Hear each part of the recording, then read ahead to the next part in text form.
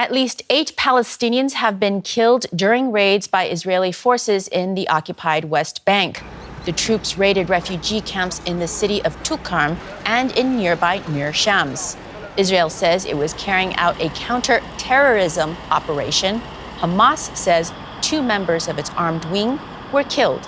Hundreds of Palestinians and dozens of Israelis have been killed in the occupied West Bank since Hamas's terror attacks on Israel in October last year.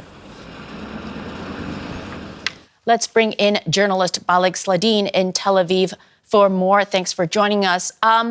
What more can you tell us about this incident in the West Bank today?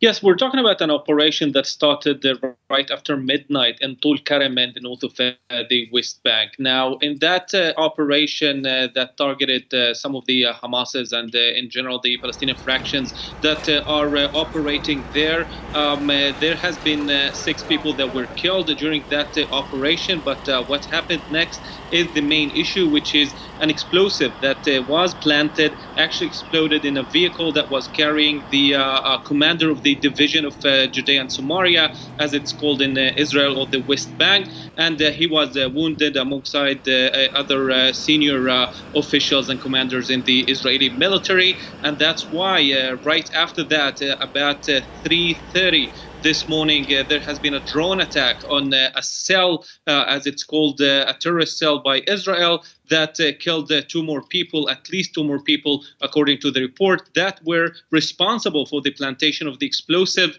The planting of explosive has been the main concern for the Israeli security forces during this past year specifically, and they are saying that Iran is actually behind this increase of this method of combating the forces in the West Bank.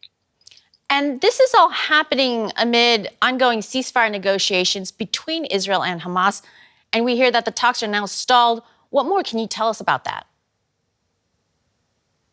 Well, it's one step forward, one step backwards. But what we've heard today from Hamas in an official statement saying that the negotiations are serious in Doha, but Israel has risen. They're accusing Israel of rising new demands. Now, the Prime Minister's office is denying that and saying that actually Hamas are the ones that are going backwards on some of the promises and the understandings that they have given throughout these negotiations, and confirming that Israel will do whatever it takes to bring back all the hostages, which is the main issue here for Israel. Now, also we've heard today a statement, very important one, from Israel Katz, the defense minister of Israel, inside the Philadelphia corridor in the southern part of the Gaza Strip, saying that Israel will not leave the Philadelphia corridor and many other strategic points inside Gaza. We know that this is a main demand for Hamas, the complete withdrawal of Israel from the Gaza Strip, which I can understand, and maybe lots of other Israeli officials that I spoke with understand as well,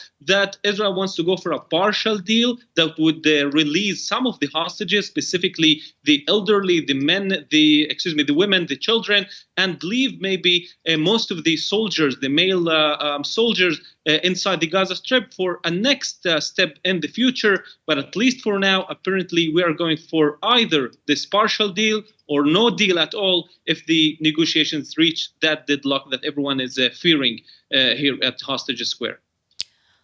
Balig Sladeen reporting from Tel Aviv. Thank you very much. Thank you.